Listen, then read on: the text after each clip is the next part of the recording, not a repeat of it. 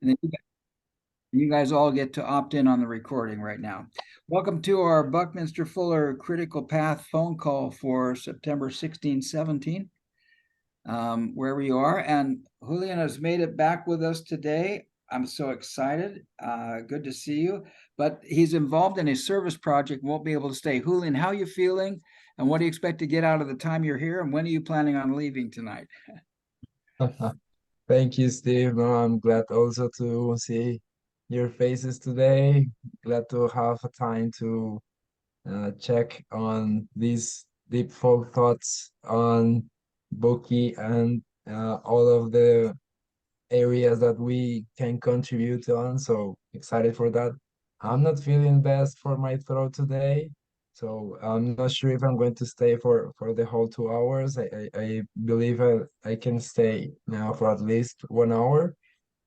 And as you were saying, I'm with community service activities on Saturdays. So today it was canceled, so I was able to make arrange my things for today different. And it's a communitary service for the curious. It's about teaching kids math, and that's like the excuse for them to learn about what are the emotional side of learning hard things like the frustration, like collaboration with others, learning how to express their impatience and also asking for help, like those kind of things that so many of them find a struggle with that in that certain age. So that's what we're doing on Saturdays. So with that, I'm excited to see what's going to where it's going to end all of this collaboration between us today. So with that, that's how I'm feeling. That's how what I would like to take away from today. Let's go with Richard. I haven't met you. Richard, nice to meet you. How do you Oh, feel and what would you like to take away from this call? well, actually, it's very nice to meet you, and your your service work was a connected chord for me, um, especially talking about working with the hard things and getting kids to work and understand their emotions and express them and practice, as you said, asking for help. I have worked with youth quite a few years in my career in social service, social work. And one of the things that I was able to take out of working with Bucky Fuller's ideas, especially the tetrahedron, was to use it like a talking stick, and to get young people to name 3 or 4 things that are important to them, and then talk about the connection between each of them. Um, and What's the it, term that you use for that? A Well, talking stick? yeah, yeah, here's an example, Richard. So Ah, how would you do that? You hand the kids a tetrahedron like this? yeah. For example, just a quick example, I did it with a young boy who was in a detention unit. He was there because his anger was so strong that he, when he got frustrated with his mother, he would hit her. Um, and when he got frustrated in school, he'd get into a fight. And so I I met him for the first time. He didn't know me from Adam, and so I said I want to try this experiment. So I got him to name 4 things on that tetrahedron. So he named himself, he named his mother, and he named the school. And he did something that I hadn't seen kids do before. He named his anger.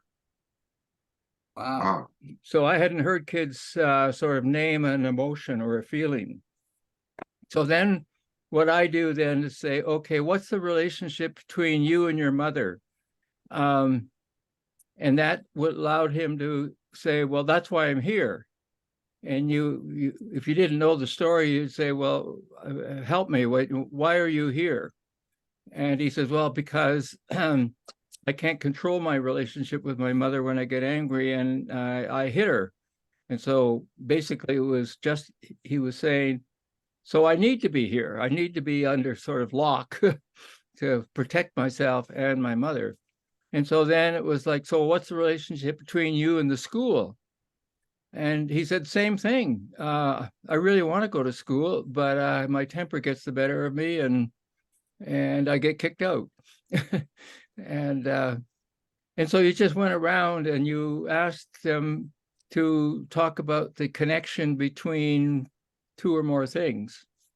And we did it in another experiment with boys who would not talk to counselors.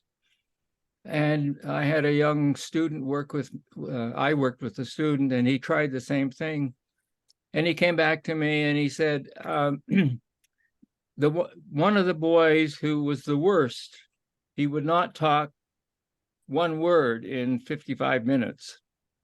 He said, I got him to name something on this model, and he said he was a motor mouth in less than 10 minutes. Wow. So anyway, that's my connection to understand and kind of connect with Julian's service work. And so I guess what I want to get out of it is more of our understanding of critical path, and more to understand and share with Julian and others about how some of Bucky's artifacts can be utilized in a practical community service way.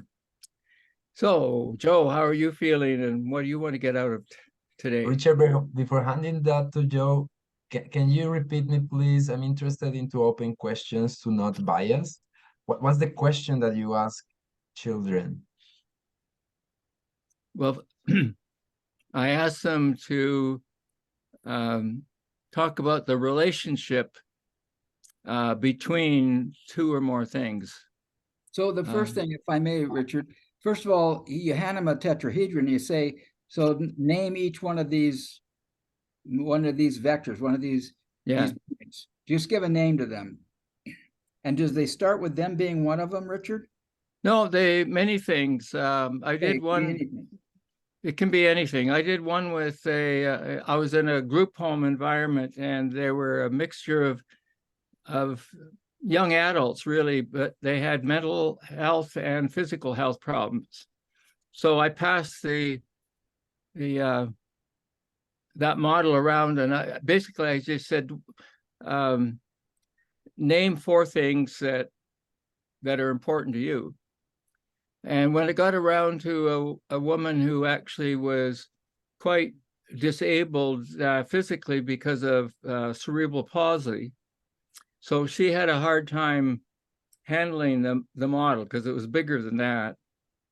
And so she named 3 things. She named her work, her family, and I can't remember if she named herself, but then she got frustrated and embarrassed because she couldn't come up with a 4th thing. And so it was just saying, that's okay. Just, if there's a 4th thing, then it'll surface at some time. If it isn't, maybe 3 is really what's really important to you. And so anyway, we then had a coffee break. And during coffee break, the other residents started to tease this woman. And they were teasing her about her bad driving. And it turned out her bad driving was an electric wheelchair that she had. And so she often ran into doors and whatnot, and it had to go into garage for repairs. And that's where it was that particular night. And so she was in a manual wheelchair. Mm. And they were teasing her about her bad driving, and that she got crabby when she had to go around in a manual wheelchair. And as that teasing was going on about her wheelchair, the light popped on in the room all at once. It popped on in her, popped on in the other residents, and it popped on in me. We knew what the fourth thing was for her. And it was her electric chair, because it gave her motion and ambulatory. And no wonder she's frustrated. But it's like, who would have ever thought that, a wheelchair would end up being, one of the four things in this case that was important to you. And it was just it was a beautiful revelation amongst everybody. And it came out of, sort of could have been sort of a mean-spirited teasing of this woman. Because they were also critical that, you're a bitch around us too, when you're upset. And so I'm sure she didn't endear them to themselves when she was in this kind of state, but it was beautiful. That's to watch how it worked. I did it in India one time with a blind student, a whole class, but this one student was blind. And so everybody was nervous about what this blind student was going to do when he got this model. And so when he got it, he named 4 things, but then he started to do things like, oh, very interesting. I think this is made up of 4 dowels and some elastics, because I had that type of tetrahedron. The other students never dawned on them to sort of relate to that part of the structure. And then he would go on, and he was having fun now, because the students were realizing that when you're blind, that doesn't mean you're less than. It doesn't mean that they are better than you. And then he finally, he had a smirk on his face, a bit of a smile. He said, these wooden dowels, he says, they're painted. And again, everybody sort of said to themselves, I'm sure, like, how did he know they were painted? Well, he could feel the texture and everything. And then he smiled with a big smile on his face. He says, but the one thing I can't tell you is I can't tell you what color it is. And then he laughed, and it sort of cut the tension in the room just like that. And everybody then kind of concentrated on learning. Thank you, Richard. A lot of examples to how to ask that in different contexts. Thank you. Let's retake that joke. Yeah. So do you have it? Do you have it, Julian? Do you think you'll be able to use that? Cool. Absolutely, absolutely. I think that's a very powerful tool, what I have learned today. Thank you, Richard. Yeah, really cool. Because we talked about this quite a bit last week, but those four things have 6 relationships.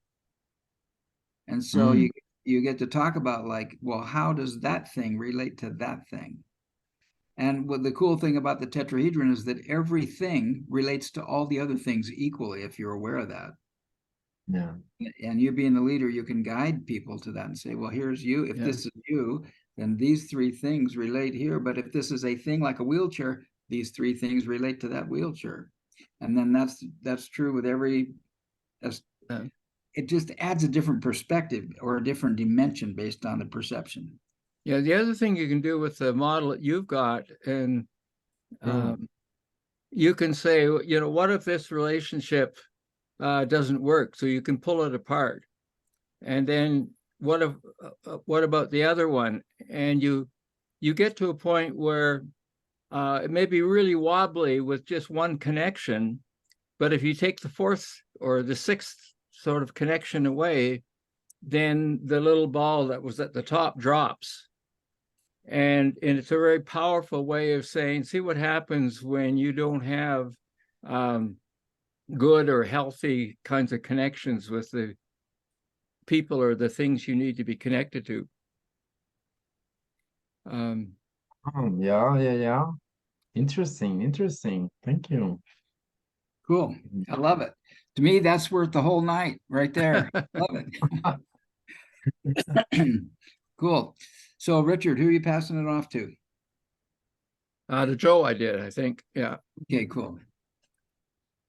I'm I'm feeling good.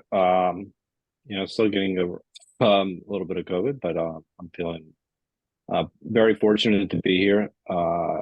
Just hearing the stories. Welcome, Julian. It's wonderful that you're dedicating your time towards good works. It means a lot. So that's that. I'm very happy that you're able to join us and share that with us. Thank you, Richard, for the work you do. And Manu, it's 5 a.m. And your son just got married, and you're still here. So there's been a lot going on, and I know, Steve, you have things. Your brother's gone through a tough time. So I'm appreciative of everybody being here. Everybody here is really busy and yet making time. So I feel very good and very blessed. I'm just looking to progress through this book a little bit more, taking something from it each week, identifying either a gap in my knowledge, or a gap in history, maybe a different perspective on history that I had not heard. And so I'm really enjoying everybody's comments, and I'm just excited to be here. And I'm grateful for everybody else being here. Manu, my friend, how are you doing? It's good to see you as always. How do you feel, and what would you like to take away from today? I'm good. I'm happy to be here, to see Julián again. It's been a long time. And I have the impression that, a sea has been traveled since last week. I wasn't here. So I don't know. There seem to be so many things. In the exchange that has just taken place now, some idea came to my mind. I'll just say it. I don't know how to express it yet in the fullness, but they say the integrity of the whole is not proportional to the strength of the strongest component, but to the weakest.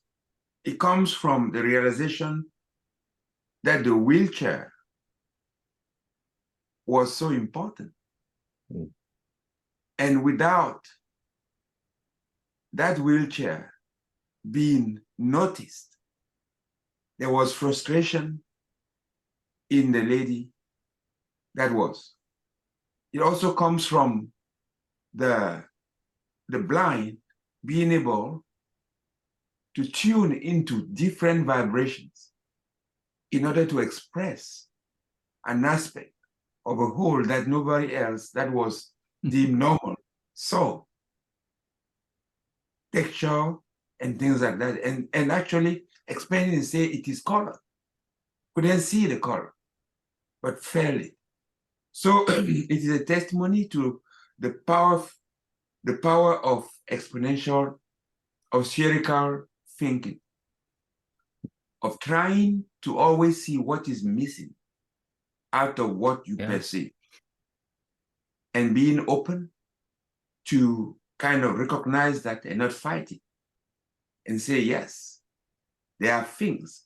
And Bucky expresses in a way to say that what he knows is infinitely smaller than what he doesn't know. And that is very important to me. That was a big thing for me as you guys were expressing. Otherwise, in that spirit, I'm open. And I'm here to travel with you guys and with friends and with brothers in a way that we share love for learning and for practicing and for trying to solve and help as many people as we can. That's what I expect. Steve, how do you feel and what do you expect? Well, to me, this first few minutes are just fantastic.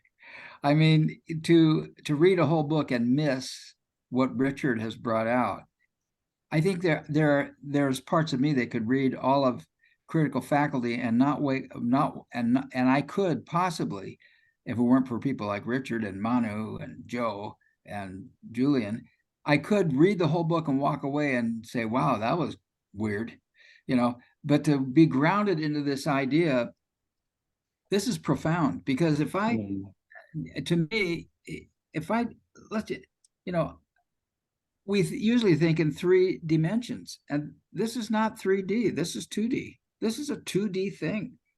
And yeah, there are 3 points on here. There are 3 dimensions or things we can mention here. But as soon as I add that 4th node on there, I am now in a 4-dimensional reality. There's 4 dimensions right now. 1, 2, 3, and 4. And it's like turns lights on. Now, I admit that 2D, 3D, 4D, those are all intellectual concepts that may in actuality have no meaning at all. However, for me, they're metaphorically profound, because it gets me to think more than just what's in front of my face. As a human brain, I see 2 dimensions. I see height and I see width. And then by taking pictures of 2D pictures and knowing how they're out of focus, I can say, well, this thing is in front of me. It's really close. I'm going to bump into it. Because when I was a kid, I learned that some of these things out here I bump into, and I learned real fast which ones I bump into first and which ones I bump into next. You know, when are things getting close? But the idea of conceptualizing and understanding that I have interrelationships, and I'm actually relating to everything around me, but probably unless I stop to see that which is hidden, I'm going to miss it, because I'm in a 2D world. And this is really what we're talking about here. I'm going to share, because we talked a little bit about this last week, but look, here's one node, one thing. Then there are 2 things, A and B, and there's one in a relationship when I go one way. And as Richard pointed out, there's actually a 2-way possibility here. There's the concave and the convex here. There's the sine and the cosine. So AB, actually there are potentially 2 relationships, one visible and one not visible. But then when I have 3 things I'm coping with, and then when I have 3 relationships, ooh, I'm glad I did that. And then when there are 4 things, I now have 6 relationships. With 5 things, I have 10 relationships. The more things that I acknowledge in my life, the more complicated are the interrelationships. And this is a perfect example of what I deal with every day. People deal with every day, but usually unconsciously. And for Richard, for you to bring this out and use this as a way to teach people to be aware of what's going on around them is so powerful. And most of us have more than 7 things in our lives. Mm-hmm. Right? We have 20 things in our lives, right? Life is complicated. Manu, please. Oh, let me see. Let me finish my little spiel. So I feel really good tonight, because as far as I'm concerned, this is the most important thing we can pull away from Buckminster Fuller and critical faculty.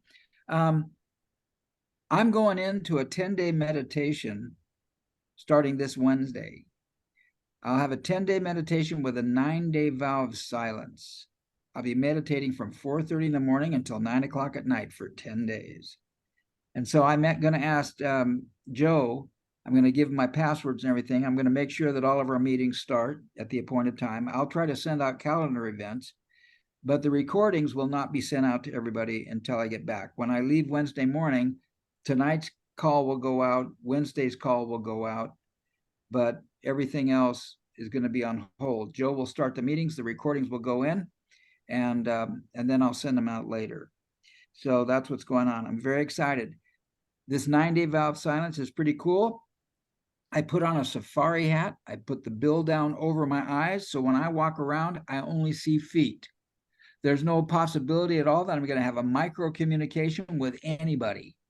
I'm going to have micro communications with feet to make sure I don't bump into people, and with door jams to make sure I don't bump into doors. And 10 days. I'm so excited. This will be like my 22nd, or I've done an average of 1 a year for the last 20 years. So about 25 years. But I'm so excited. Is that something related to Vipassana meditation? Say that again? is that Oh. related with the Vipassana It is meditation? Vipassana. It is Vipassana. Oh, Yeah. And of I course, how to say the word Vipassana depends on where you come from, because the people in Pali in around Naples say it differently than people in India. And so that's cool. Yeah, it is Vipassana. Yeah. okay, interesting. Oh, That's another talking point. Okay.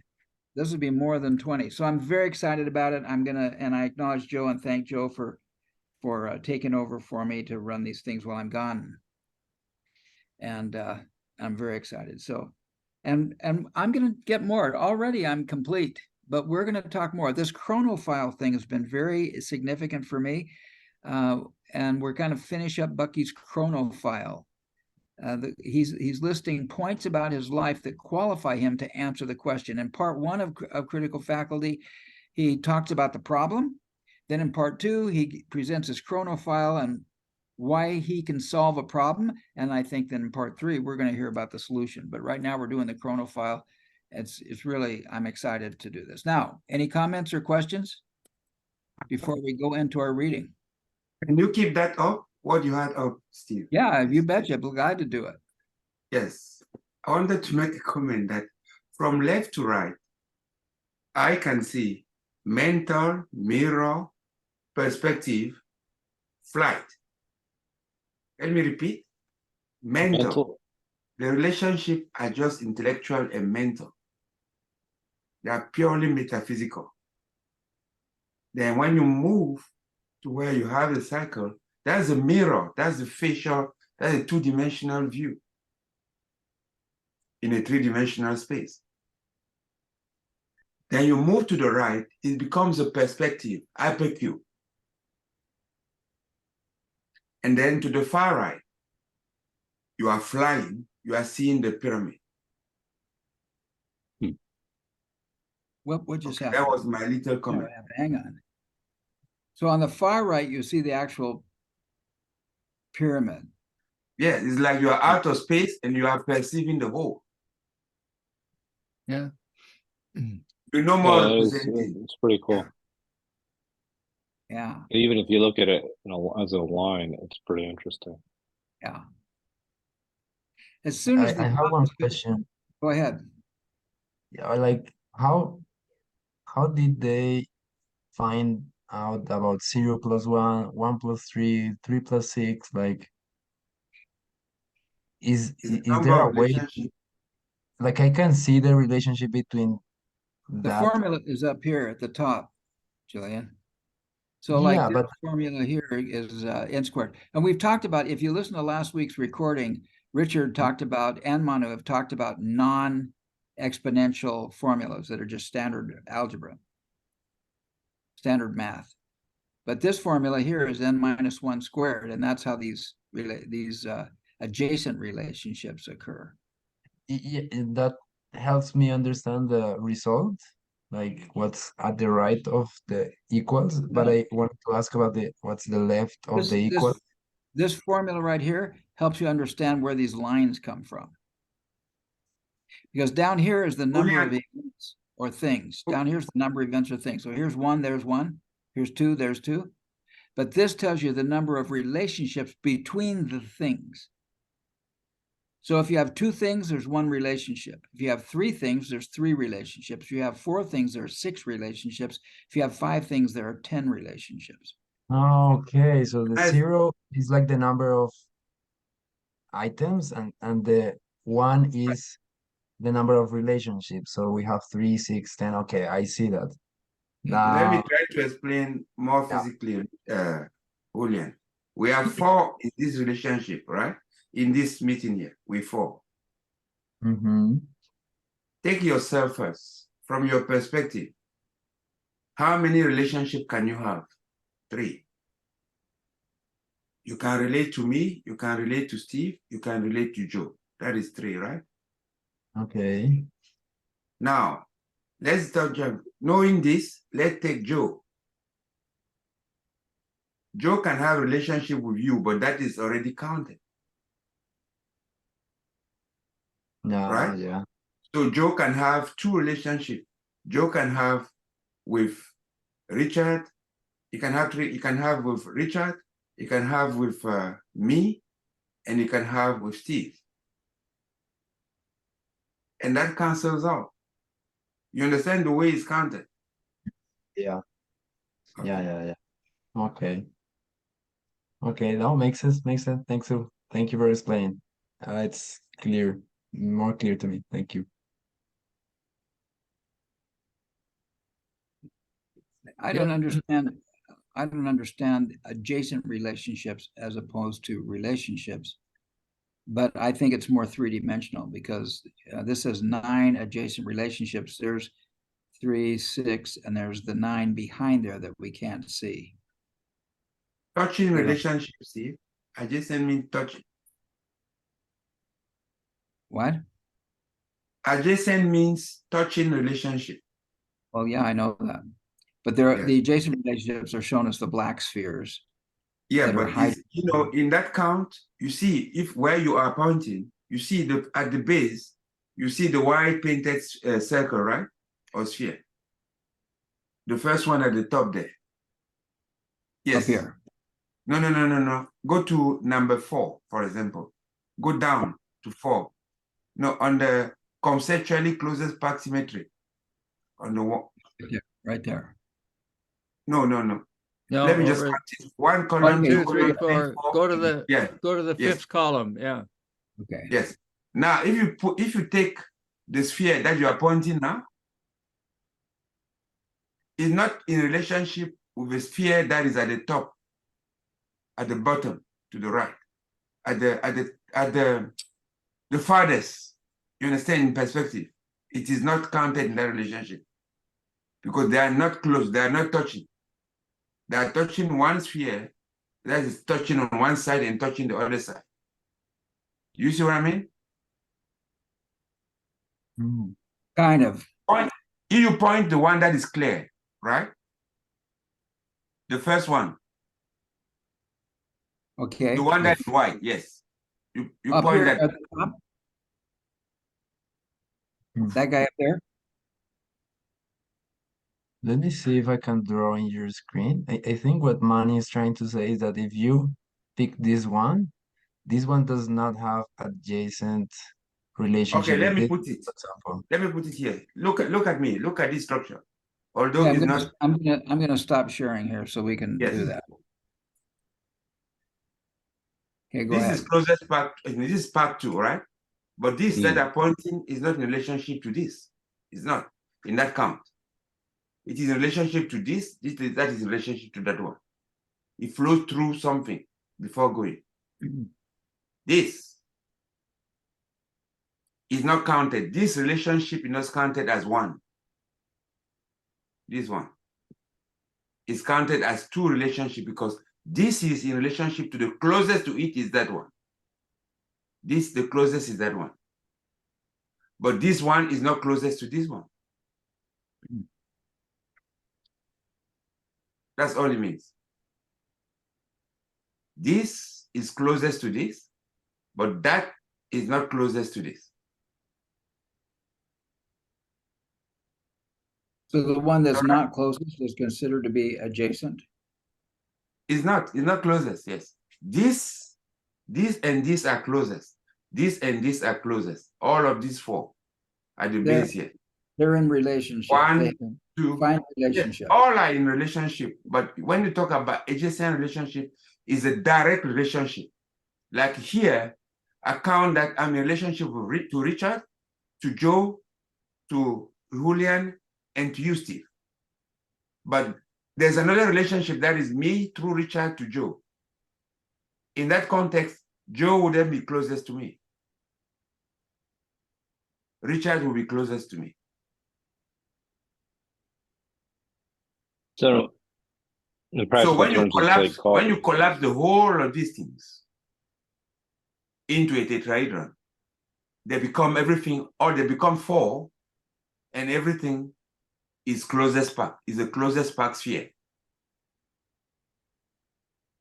Well, yeah, when you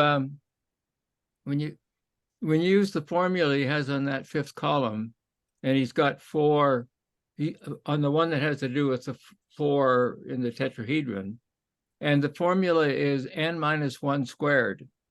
So what it is, you take 4 minus 1 is 3, squared Yes. is 9. Yes. And then you get the graphic of how it looks in column 5. Yes. And one of the things that I understand with n minus 1 is that if it's the 4 of us or the 5 of us, so there's 5 n's, and the number of relationships that I have with everybody else has to be 1 less than me, because I don't have, in that sense, I don't have a relationship with myself. So then then you can say that, just like the tetrahedron, you can say the number of relationships is n times n minus 1. So it means it's 4 times n minus 1 is 3. So it's 4 times 3 equals 12, divided by 2 is 6. Yes. And I finally got that sort of in my head, is to understand how the n minus 1 works. So anyway, that's how I haven't really come to full grip with the 4th column, the adjacent relationship. So this is very helpful to know how Manu is explaining the adjacent relationship situation. Yeah, this I need to add this into a deeper understanding, so that people can really appreciate not only the number of interactions in between the number of nodes, but also the adjacent relationships that are there as well. Wow. I think that what he's doing here, because I'm with you on this thing, he's suddenly describing, if we look at column 4, this is column 4 is the closest packed, symmetrical, and most economical conceptual arrangement of number relationships. So he's talking about relationships here. Over in column 2, the relationships are designated by lines with connection. Yeah. In column 4, the relationships are noted as spheres. So he's changing his metaphorical modality here, which tends to be confusing. And when I move into most economical conceptual arrangement of relationships down here with these 3, what I'm learning is there's one behind here. So like on a 2D relationship, there are actually only 3 relationships: 1, 2, and 3. Yeah. That's shown by this formula right here, n squared minus n divided by 2. I'm sorry for the big loop, but that's that formula up there. Over here, he's taking these lines and converting them to spheres. There's our 3 relationships. But as soon as we do that, there's something hidden back here. And so this formula of we now have adjacent relationships. Over here, we have adjacent points. So I'm suddenly getting, for the first time, that the column number 2 and 1 and 2 deal with points and describe relationships, but then from then on, 1, 2, and 3 describe points and relationships, but from then on, he's describing adjacent relationships. So he's moving to a different conceptual understanding of what's going on, and I'm just now seeing some of those things. Yeah, and for me, what's turned into being the most powerful, the most practical, is columns 1, 2, and 3. And especially when you have the model in 2, that you actually see the lines. I think that's what so many people miss when we just talk about n's, numbers. They sort of see column 4. But if you take it back into column 2, then you see the 3 things and the 3 interconnections, or if it's 4, you see the 6 interconnections, but you actually see the lines. and you see that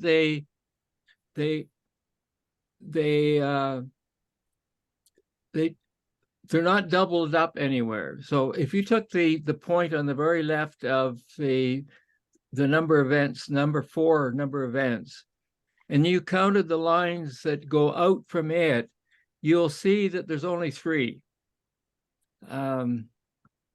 And they connect, so that point connects to the other 3. And then if you look at the next one to its right, you'll see that there's only 3 coming out of it too. So I think what you're saying, Richard, is that you're kind of like referring to this. Here is maybe I'm not understanding what you're saying, but here is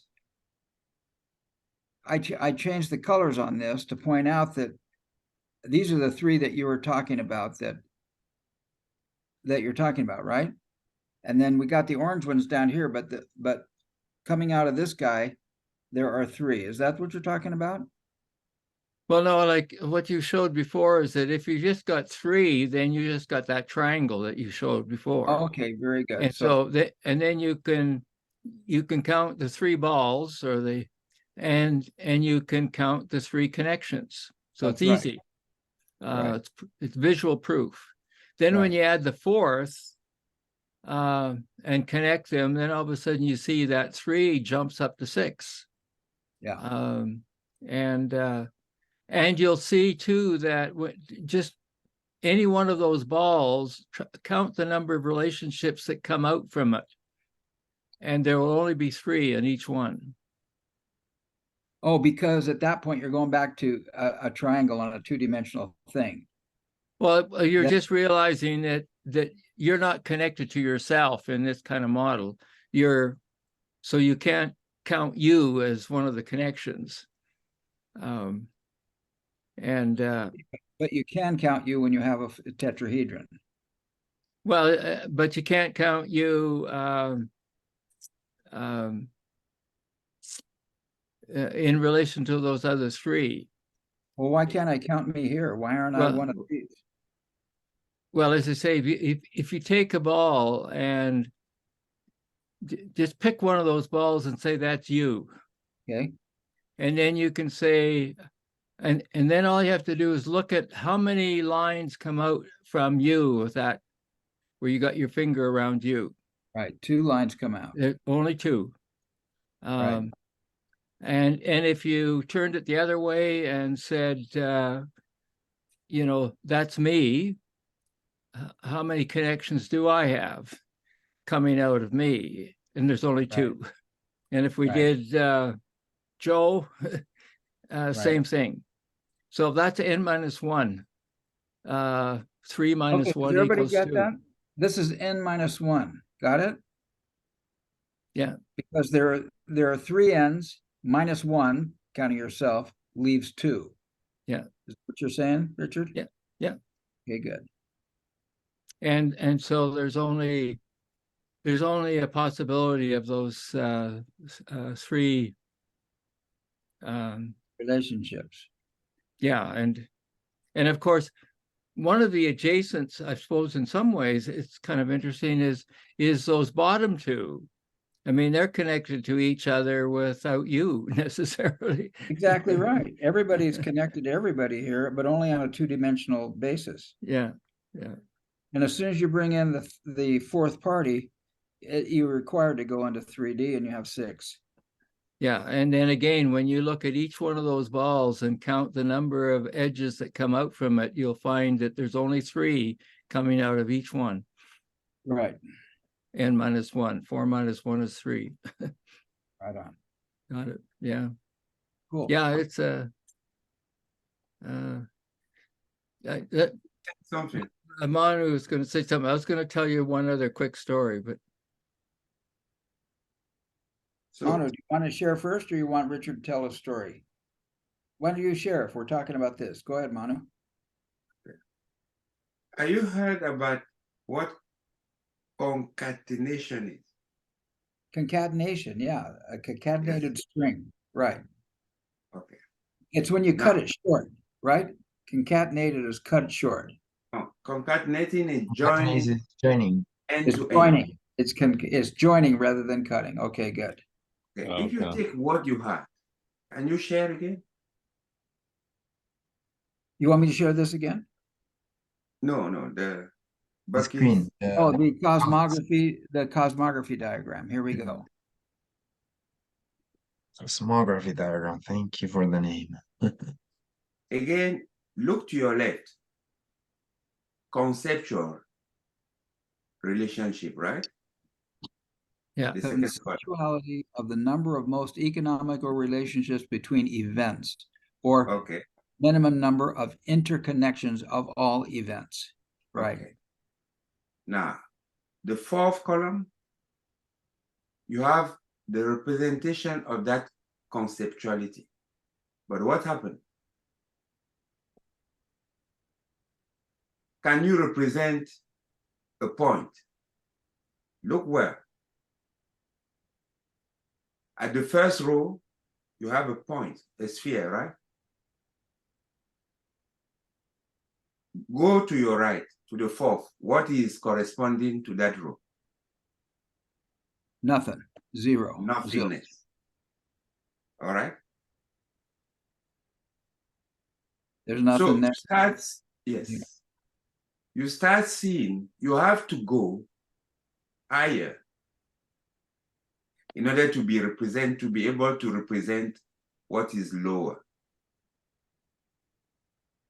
Unity is plural at the minimum of 2. That is the first circle that you have on the fourth column. Do you see that? In column 4? Yes. The first circle that you have, look at the first circle in column 4. Yeah. Okay. Yeah. Yes. You have to go higher. You have to have 2 in order to be able to see in the mirror 1. Does it make sense? I have AB is represented by 1 circle. When it was only A, there's nothing in that column. You are starting to actually look at the dimensionality of what you can see. Now, let's take it further. Now, in order to represent that, and if you take the example of a tetrahedron, that is conceptual. In the beginning, I just saw 4. I know that there are 4 points because I actually see 3 only. I see the triangle. The other one is hidden behind. I can only see on the tetrahedron 3 at the time. I can't see the fourth. The fourth is hidden when it's faced. If I want to see purely, I can see the triangle. The fourth is hidden. So what is happening is that you can conceptually take it as slices. You slice the tetrahedron. Yes. You see that one? If you take now and you slice it, slice in triangle, you have the first is 3. Can you hear me? The first is 3 point, is the 3. Then behind it, there is a 4th. The first is 3 in 2 dimensions. Then there is 1 dimension behind. And that is closest part. Do we get that? Yep. What do you mean with that is closest part? So it's like concatenating, reality. If you want to represent the whole, it's like you take what you see at face and you concatenate behind it. It's closest part. It's the most economic relationship. That's what it is. So you go from the 6 to the 3 to 1. You see that there? And the third, the 9, is you have 1, 2, 3. In the first, the clear circle, there are 6. Then just behind it, there are 3. Then there's 1. You are knocking a relationship, a dimension of all the time in order to be able to represent that. And that is the exercise.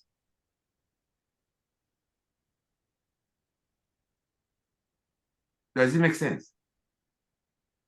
Yeah, I mean, see, when you go from 1, 2, 3, 4, 5, you go from column 6 over to column 7, what you've actually done, I think, is that the black kind of fold in behind, and then you end up seeing every one of those combinations is in the same tetrahedral shape. Yes, it is your hypercube. Steve talked to that about that all the time. Yeah, and that's One the in minimum. the order, like that. That's the minimum principle, is always tetrahedral. Doesn't matter how small or how big it is. Yeah. Yeah, got it. Yeah. Well, the Okay, thing that true. the thing that I'm seeing today is that in column 1 and 2, we're talking about events. Those are the dots or the nodes. And in column 3, we're talking about the relationships between those events. But Yeah. what he's talking about here in column 4, he's now once again talking about relationships. And so somehow that circle right there represents this line right here, because these are the connections or the relationships, economic relationships. And over here, sorry to intervene a little bit. You see that circle that you there? It represents the closer. It represents A, B, and B. It's close. That's why you have a circle. It counts for everything. So you are thinking spherically now. You see, you have A, B. That is one chain here. A and B, A to B. But B to A also exists. sure. I like to think of the B to A as the concave part. Yes, that closes. That's why you have the circle. Well, then when you do that, then you go to the formula on column 3, n squared minus n over 2, and then you take the divisor out. You remove 2, so n squared minus n then equals what you were just saying, Manu. It equals 2 because it goes back and forth. Now it's more, Richard, because if you do the square, if you do the square, you know, there you have 4. And then if you apply the relationship, it's not the same. You have 3 to 4. There's 1. That's knocked off. If you do the square, you have 4. It depends on what the value of n is, doesn't it? No, but continue to the series to see the relationship. Yeah, but if n is 5, so n squared is 25 minus n is 24. No, minus n is the whole number, so it's right. So 25 minus 5 is 20 divided by 2. Right. Yeah, I did it wrong. And so if you have if you have it going the 2 ways, then you don't divide by 2. You end up with 20. That's right. Instead of 10, including concave and convex. Yeah. Yeah. And we talked a little bit about this last time too, but here is, let me see, I'm going to get rid of that guy. Here is the chart. Where's the chart? It's down here. But the whole concept is, as Julián was saying, and Richard also, to take people out of the what you see only and expand your mind to accept, to conceptualize and accept that there is what you don't see. What you see is a triangle, but in actual fact, the triangle is just a projection of a tetrahedron into your mirror. That's what you see. Yeah. You just see in the base of what is actually a tetrahedron. And Steve is going to expand here on all of that, those concepts. But practically, that's what it is. There is more than what you see. Yeah.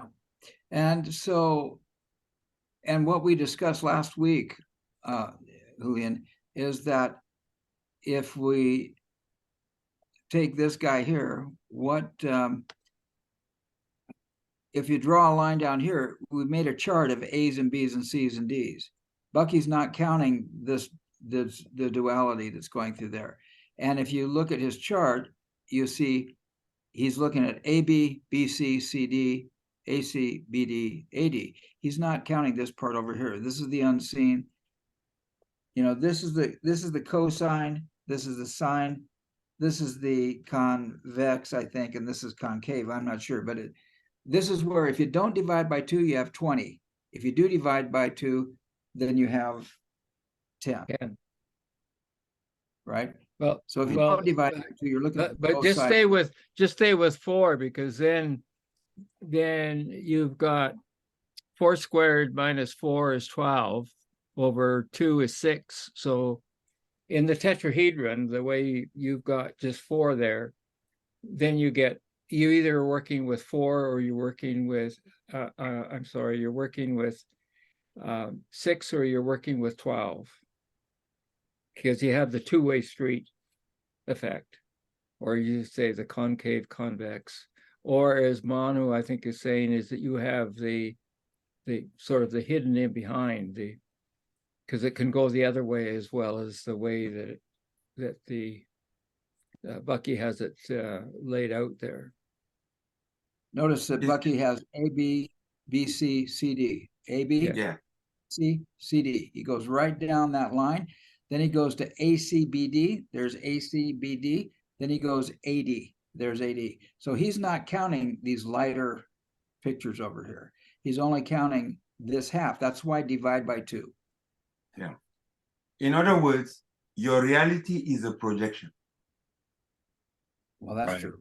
Your reality is a projection. Yeah. Events happen when you have projection, you have projectiles in a space, and they collide. They create events and happenings. Right? It's like when you take 2 stones and then you kind of put them, kind of match them together, and then they produce a spark, fire. The event of fire came from the projection of 2 stones on each other and creating friction and heat that burns something. Manu's brain is so topological, it boggles my mind, because honestly, all this is just a metaphor. It's a metaphor of understanding reality, which the brain Right. cannot do. The brain cannot understand reality. So Bucky is saying, look, let's take a look at this tetrahedron. And by looking at the tetrahedron, we have a metaphor of a reality. Mhm. And we're going to first consider this reality metaphor as a minimum of 2, but then there's your 2. Then we're going to go to the tetrahedron, which he likes to go to. But actually, the universe is filled with more than with tetrahedron all stuck together. So I don't know. I'm just barely beginning to grasp. It's even more beautiful than that, Steve. It says, we look, we see triangles, but triangles only shows us 3 relationships. In reality, there is at minimum 6, right? Because the 3 others, the reality is a tetrahedron. It's the 6th relationship. But it's not even 6 relationship only, it is 12. Because the tetrahedron is in relationship to itself. Right. So if you want to understand the vector equilibrium, you need 12. It's not 6. Right. Here's 6 up here. Here's 6 down here. There's 12. Concave, Yes. convex, sine, cosine. See that which is seen and that which is hidden. And that's Yes. reality. And that translates the fundamental metaphysical yin and yang of universe. Right. Yin, yang, or yang and yin, yang. And this is Yes. where Don Hoffman, who's a physicist, philosopher out of Irvine University, talks about that evidence shows that human perception does not show reality, that everything we see in space and time is an artifact of human perception, and it's not real in the sense of inherently real, which gets very Buddhist and it gets very Bucky. That's why I say your reality is a projection. Right. Our reality, that is our universe, Right. is a projection, is a set of projections. Right. But it is in intimate and dancing relationship with the imaginary. That is what we don't know, or what is not manifested at this time to us. Right. Right. So Imagine it is the whole of those two that makes nature. Yeah. And And nature is manifestation of the highest. That can only be spirit.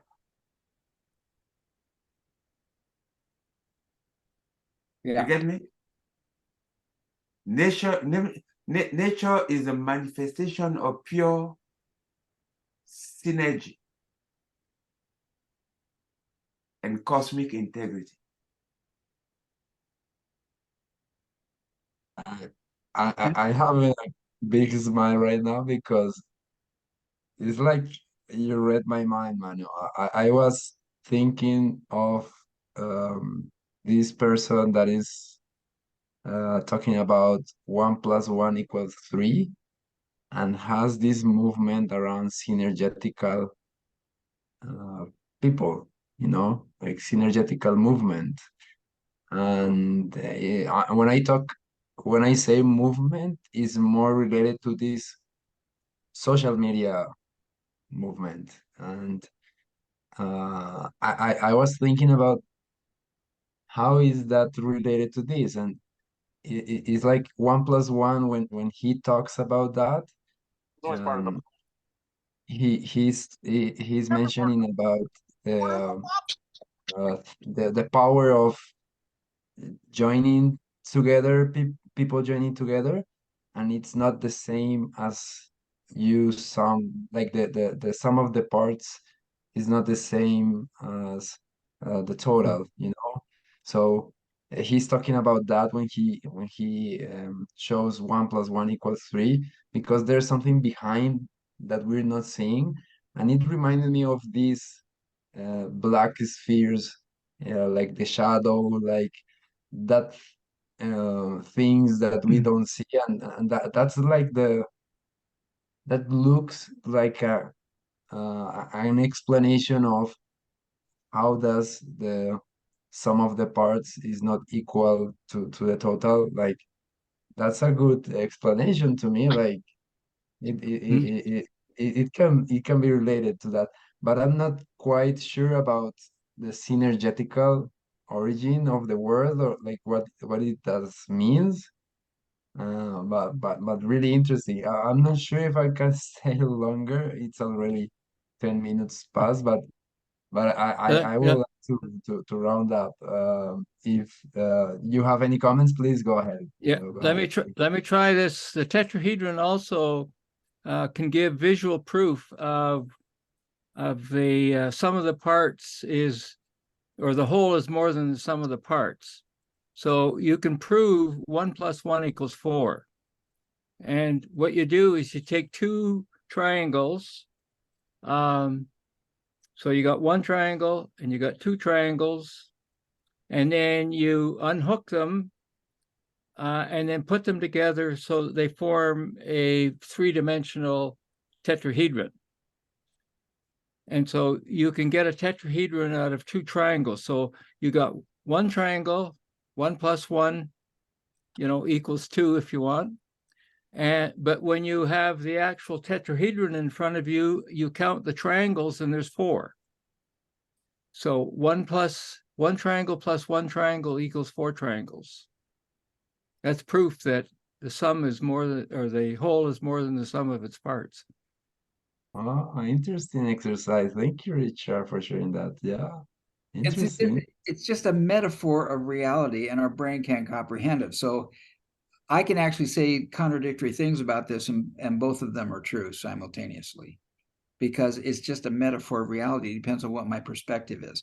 I stuck a thing there on how imaginary numbers were invented. It's really critical, and because that's what we're talking about, is imaginary numbers actually here. And right at the end of this thing, it shows how this is an imaginary numbers over here on the vertical axis. These are real numbers on the horizontal axis. But the magical thing about this is, as we proceed with it, I'm not using the audio, but there's your 90 degrees right there. And then as this thing starts to motor around, suddenly it becomes totally three-dimensional. And this is how real numbers and imaginary numbers work together. This is how sine and cosine work together to create a perception of reality. And so, you know, unfortunately, that's in the last 3 minutes of the video, but I've watched that last 3 minutes a whole bunch of times to figure out what that is. Right. And there you go. And note that it does not depend on the amplitude, what Steve said. Right. In other words, the imaginary component can be true. The amplitude is how high, but it is the character. Yeah. That is of importance here. Yeah.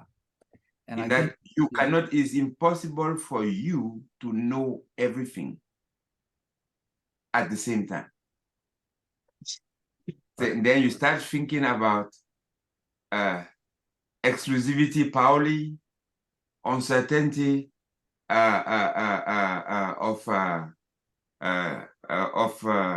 I don't know, I can't remember the physicist. Heisenberg.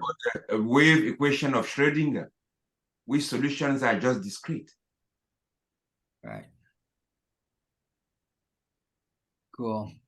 So I highly recommend you pull down that link and watch this thing, because this is sine and cosine. This is how real and imaginary, this is how sine and cosine, convex, concave, hidden and seen work together to create the reality that we see. And if you saw that, yeah, these are, there's your cosine, I think. No, these are imaginary. So that's the sine wave. And if you come back here, you see there's imaginary, but if we come back here and we let it proceed, imaginary starts here, real is here, and then as it starts going into its into a three-dimensional perspective on this, on what's being shown right now as two-dimensional, when it starts to move here, imaginary stays on top, real stays to the right, but then what you're going to see is that it switches from cosine to from sine to cosine. So here we go. Yep, there we go. So see, imaginary is on top, real is moved over to the side. Now watch, and it's going to continue, and we're going to see. Here we go. Now this is real, so this is cosine, and then that is sine. And if you really look at this last 3 minutes, it'll blow your mind. It's blown my mind. And listen to this. Sine, like signing, and cosine, like witnessing. We only see cosine. It is chicken and egg, but in reality, there was egg before. So cool. So the sine is imaginary. We see cosine. We only see a mirror, through a mirror, a projection onto a mirror. Our reality is the projection of our experiences, our sensing. We only sense the cosine. Do you get me? That's why you have the x, the real axis horizontal,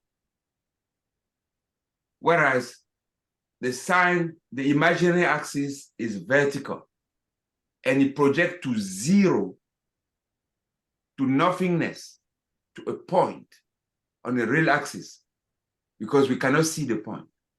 And remember that to see, we had to incline in such a way that when we project, there is a component on the horizontal. Do we see that? This is reality. In order for us to see, reality has to do this. It has to be in the past. It has to be inclined. And that past is projected. And we see light. Light is a product of something, of some energy motion. So, and that is projected onto our space here. And then this is what we see, that. right? But it doesn't translate all. And this, what we see, is going to vary depending on this angle. It's going to vary. And as it varies, we're experiencing until its fullness. If it holds in a fullness of 720 degrees, then it becomes something that we have experienced. That is true. But if it changes, the pattern doesn't hold, then we revise our what we record as our universe, our reality. We revise it. That's why we start thinking again and we start modeling again. Because modeling is trying to project, to create a future that does not yet exist.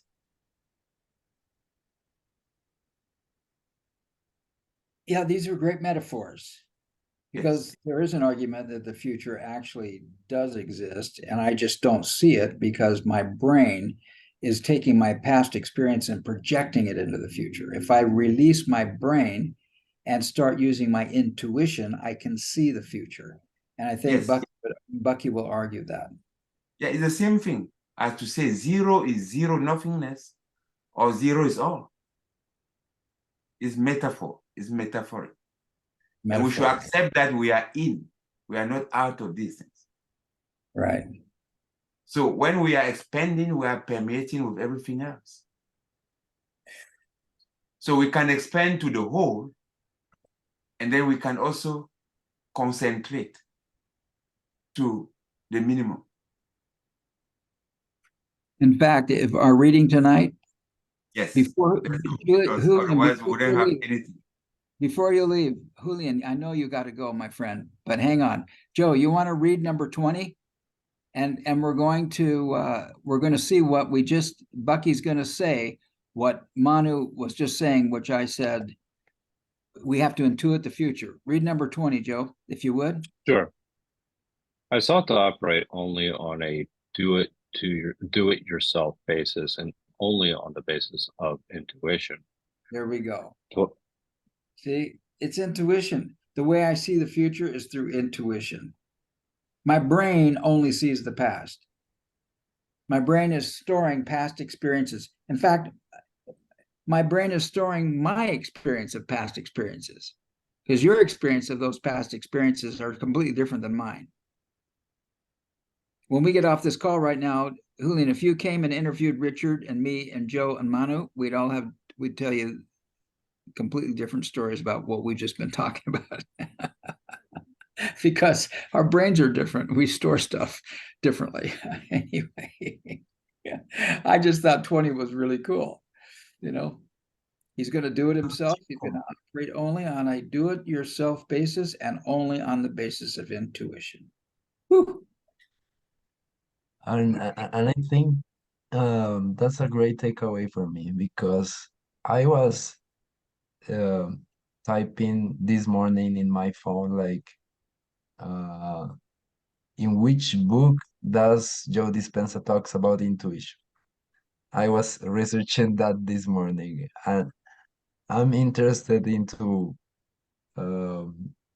using more my intuition, like better tuning with my intuition, and having this conversation driving us to this point is like mind blowing to me right now.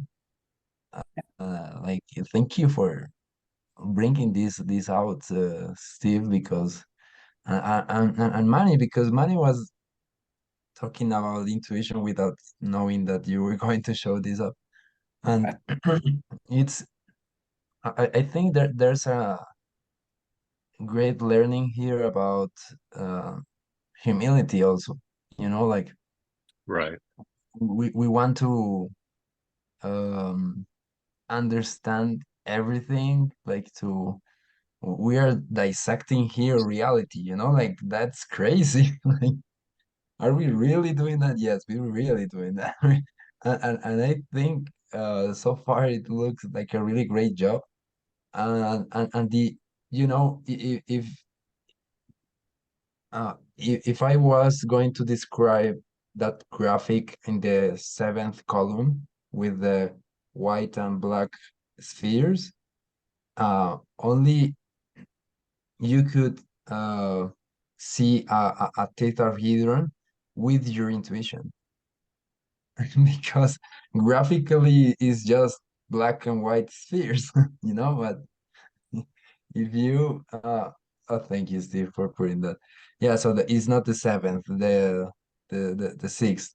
Um, so intuition really plays part into how we perceive reality. And the thing, and I would like to also round up.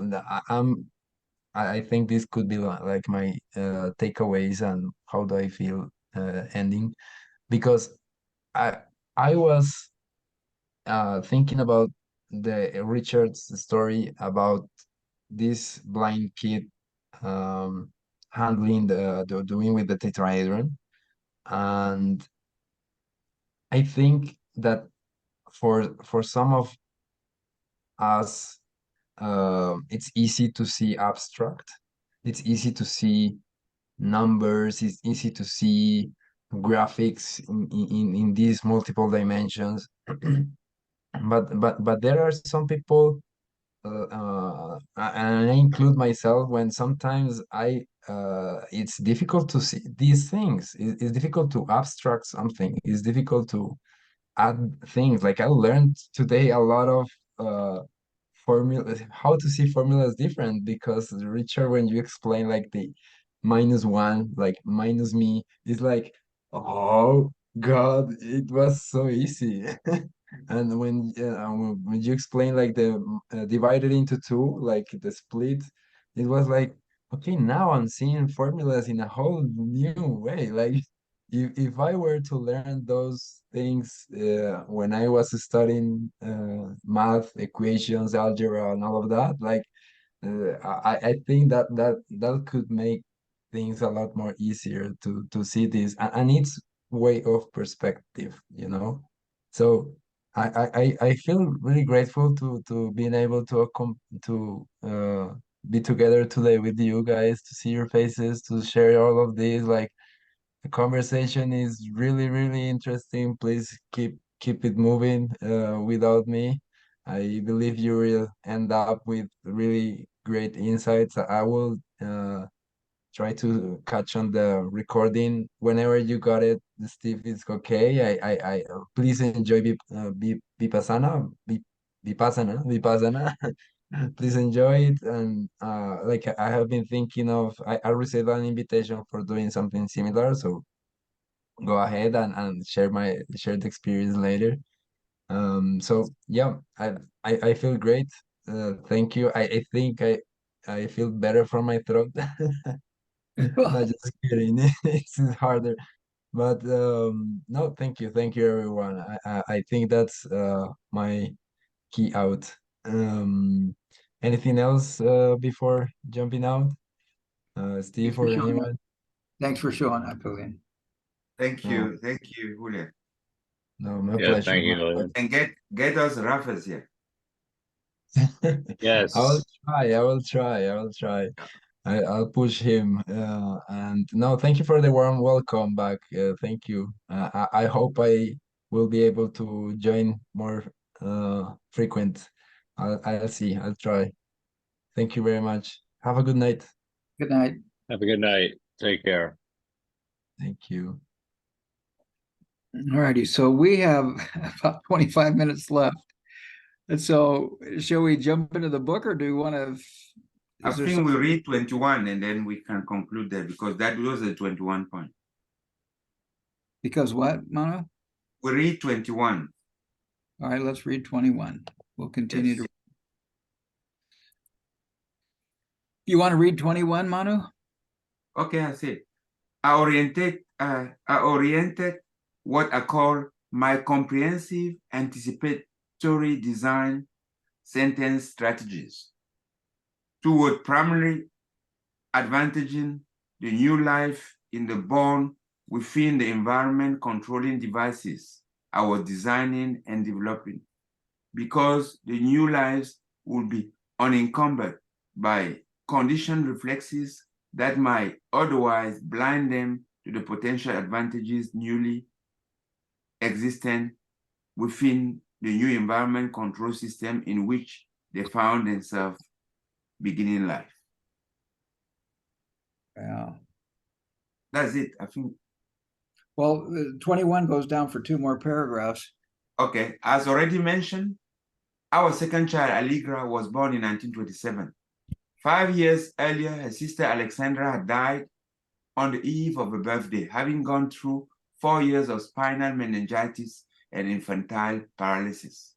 Allegra's birth was a mysterious, awesome, and beautiful event for my wife, Anne, and I realized that not only were we being again entrusted with a new life, but this time with that of a beautiful, healthy life.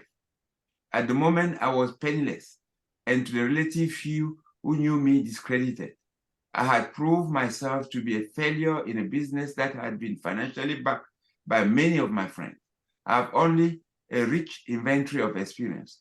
That experience made clear to me that there were critical problems to be solved regarding total humanity aboard planet Earth. Problems that would take at least a half-century to cope with successfully. Problems as yet unattended by anyone, Problem that, if successfully solved, will bring lasting advantage to all humanity. Problem that, if left unsolved, will find all humanity at ever-increasing disadvantage. It was not that the problem could not be seen by others, but society was preoccupied with individual, national, state, and local business survival problems, which forced its leaders into short-term, limited scope considerations, with no time for total world problems. The presidents of great corporations had to make good profit within a very few years or lose their jobs. The politicians too were preoccupied with short-range, national, state, or municipal survival matters. It seemed also clear to me that they had opened up a new avenue of approach to humanity's survival problems, an avenue that could be traversed only by an individual operating entirely on the individual's own economic and philosophic initiative. All the world was preoccupied with intercompetitive survival, being spontaneously motivated by the working assumption of the existence of fundamental inadequacy of life support on our planet. The leading ideologists said, "You may not like our system, but we are convinced that we are coping most wisely, justly, and practically with fundamental inadequacy of life support. We are the fittest to survive." What my experience taught me was that if the physical laws thus far found by science to be governing universe, found by science to be governing universe were intelligently and fearlessly employed in the production of ever higher performances per each pound of material, erg of energy, and second of time invested, it will be feasible to take care of all humanity at higher standards of living than had ever been known by any humans, and to do so sustainingly. Evolution seemed to be operating in such a manner as to drive humans to inadvertent accomplishment of their own success. Despite the fearful you or me survival preoccupation, it seemed clear to me that if an individual who had practical experience in engineering, marketing, aeronautics, vessels of the sea, building on land, mass manufacturing art, and naval ballistic, who also could discern the evolutionary potential emerging in,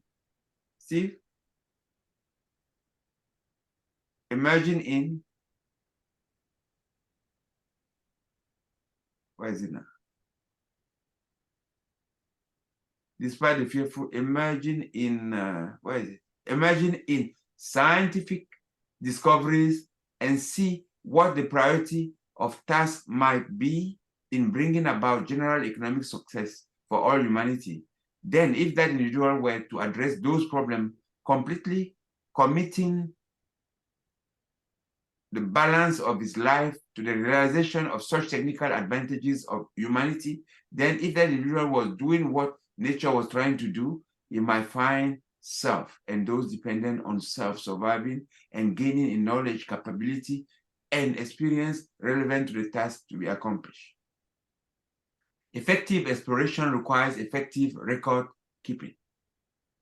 I am confident of the accuracy of the record presented herewith. I'm also confident that my personal record is pretty much the same as the record that will have been manifest by any healthy, well-informed individual who undertook the course I chose to steer upon the birth of Allegra in 1927. The fact that the individual who did pursue this course as a deliberate experiment, myself, found that it proved to be an economically tenable way of life and a technically effective way of approaching world problems may encourage others to address problems in the same manner.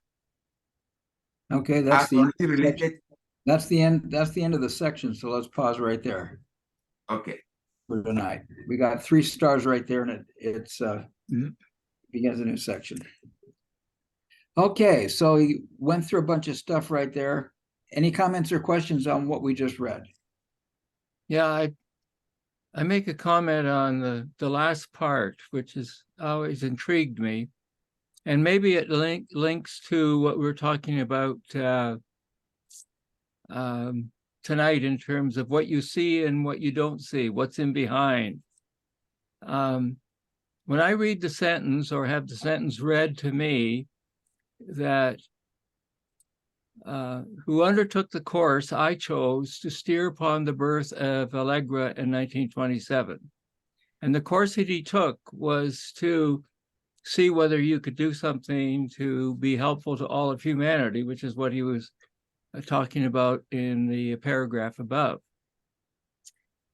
So if I read that as a first-time reader, I read that somehow or another the birth of his second child motivated him into what he eventually did over the next 50 years.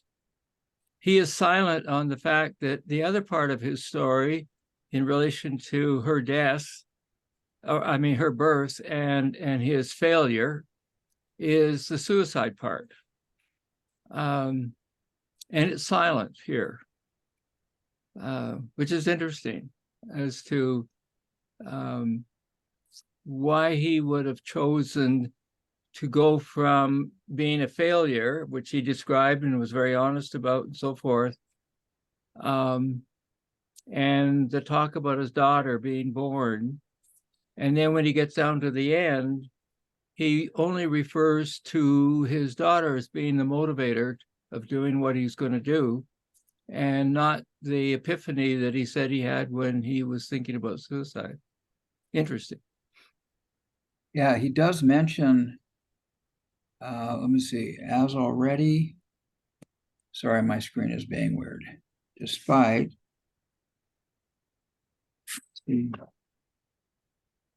despite, okay, so back above there on the previous page where he talks about Allegra's, right in here. Right. Allegra's birth is a mysterious, awesome, and beautiful event for my wife, Anne, and I realized that not only were we being again entrusted with a new life, but this time with that of a beautifully healthy life. At that moment, I was penniless, and to the relatively few who knew me, discredited. I had proven myself to be a failure in a business that had been financially backed by many of my friends. I don't know if you guys ever lost money in a business and had friends who gave you money, but that's a tragic thing. I had only a rich inventory of experience. That experience made it clear to me that there were critical problems to be solved regarding total humanity aboard planet Earth, problems that would take at least half a century to cope with successfully, problems as yet unattained to by anyone, problems that, if successfully solved, would bring lasting advantage to all humanity, problems that, if left unsolved, would find all humanity in ever-increasing disadvantage. So, and you're right, doesn't actually bring up, go ahead. Yeah, I'm just saying that it's interesting because he's talking about the beautiful side, And he also is talking about the dark side, but he didn't say anything about what he was going to do with that dark side. Yeah. And it's interesting because, as you say, the sine and the cosine, or the convex concave, the yin yang, were in fact working at that particular moment, because he had the good stuff and the bad stuff all kind of going back and forth. And as he supposedly, when he went to the shores of Lake Michigan to take his own life, and he was going to do it in a difficult to discern thing that he was doing, because he said, I love to swim, so I'm just going to swim out in the lake, and I'll let, whenever I tire and I can't go any further, the water will just take me. And supposedly, again, he stood there and he said, okay, if I'm going to do this, do you have any last words for yourself? And then he said, supposedly again, if you do have last words, they better be good, because they're going to be your last. And that's when he apparently sort of said, wait a minute, I'm not, I don't own myself. I think it's how I interpret it. I don't own myself. I'm kind of owned by universe. So I really can't take myself out the way I had intended. And out of that, plus this beautiful daughter that just been born, those two things work together in such a way that he went into his vow of silence, and then came up with, all kinds of things that had to do with trying to advance the guinea pig bee experiment of what one little guy can do that might impact the whole world. So anyway, I'm always curious now as to how we put those two things together. And so sometimes he talks about, just the way he did in this chapter that we've been reading. And there's another place that we might find where he talks about this contemplating suicide experience, but they remain separated. And I didn't realize the significance of that suicide effort in terms of his living for a long, long time, because you didn't read it very often. And you were mesmerized by all the other, really neat things that he was doing, and the ways in which he motivated you to think differently and to think geometrically and all that kind of stuff. Anyway, that's my comment on that reading. It's a delightful reading, and I'm glad that Manu was able to, read it all the way through to the end, and not just the first couple of paragraphs there. Right. In the very next paragraph we're going to read, he's going to talk about him being a special case guinea pig. That's in the very next paragraph. So we'll do that next week. Cool. Any other comments on what we've read tonight? What I really loved was my takeaways. We'll do takeaways in a second. I just want about that last thing we read. At the first of that last paragraph, it says, effective exploration requires effective record keeping. Yeah, that right. is profound. That's very powerful.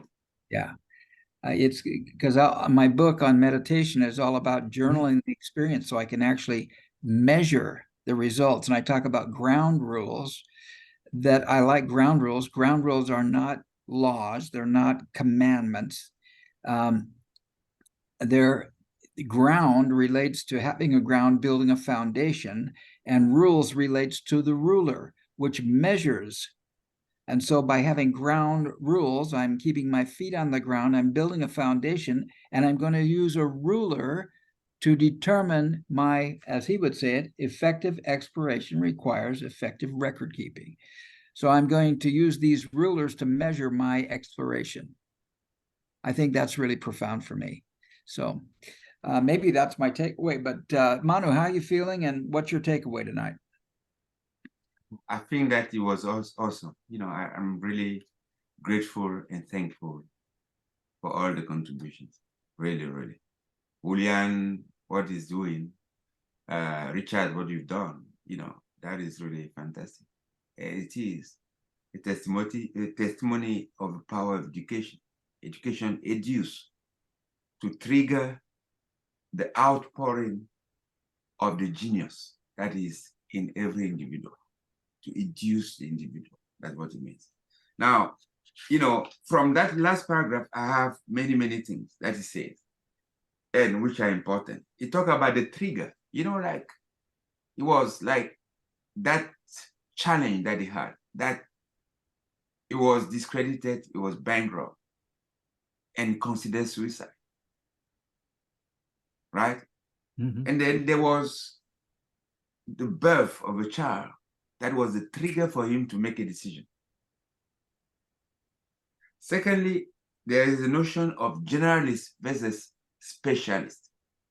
And Becky described that generally. He says knowledge in engineering, in social, in things like that. He prefers a generalist to a specialist because you can always hire a specialist if you know what it's about in general. The third is the notion of boundary setting. If you have just come to close enough to know that general principles apply everywhere, there's no limit to your, let's call it ambition, in setting your boundaries the widest possible. He sought to solve problems that no nation, no business, no matter how powerful and large it is, could solve. And he said for the benefit of all humanity. So that also we can do. And then alignment of design with natural or general principle. And that requires comprehensivity. You really want to try. You cannot achieve comprehensivity, but you can always strive to. It's like pursuing veritas. You can always try to make room, at least in your mind, for what you don't see. That is another practice of comprehensivity. And then what Steve talked about, the effective record keeping. You cannot say, like, you have to swear to tell the truth and only the truth and record it as accurate as you can. It's not perfect, but it has to be that. And then educating towards that, your record keeping will become more and more precise into capturing your experiences. And I end with one thing, is that believing in God is a winning strategy. Let me explain to her. Let me just not say believing, educatively believing in God is a winning strategy. Because if I educatively believe in God and I act in accordance to the general principles that exist, right? If at the end it is true, I win everything. If it is false, I will live happy. Therefore, there's no reason to fight things that are not necessary. And that is my biggest takeaway here. Education, practice, ambition to solve big problems, and love to solve it for everybody, for the largest beneficent possible, is, in my opinion, what we should be doing. And that's my takeaway, apart from being really thankful for the exchange today. So Joe, how do you feel? What do you take away? I feel good. It was a privilege to be here and to just take in the conversation. There's a lot of very deep concepts here. It's I think one of the most important things that we can actually take from Bucky is to rely on principles because of the unseen. And so I think that, coupled with anticipatory design in particular, it's an important concept, because you're designing a solution that is that address the needs of all people. But when you're doing that, you have to fall back on principles and consider the unknown, that you're not going to necessarily know everything. And I think that this is especially relevant because I was thinking about this in terms of Kurt McNamara's presentation tomorrow night, even in terms of how TrimTab works. And essentially, TrimTab is part of anticipatory design. And the reason why it is that it takes into consideration the larger system and the potential impacts on that system. So I think that these are, again, when we're thinking about how these come into how these work in an everyday life, I think these are generalized principles that we can apply, accounting for the unknown, trying to make things work for everyone, and understanding the system where we could have the largest impact on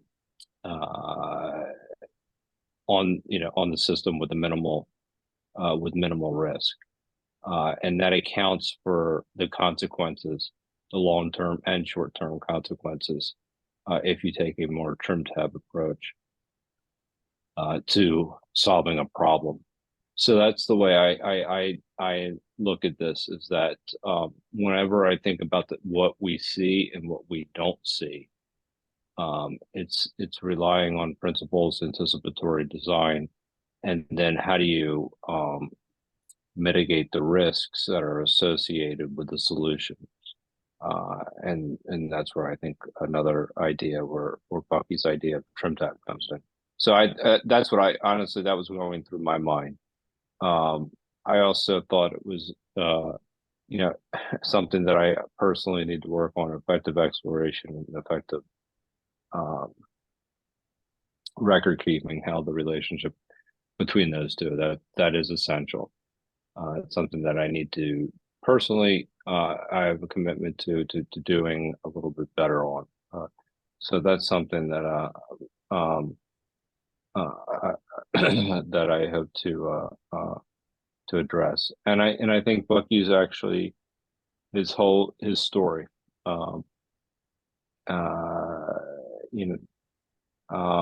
we all go through moments of despair, and but it shows you how you can be pulled back from the brink and do amazing things. So those are my takeaways from this evening. Richard, what did you take away from this?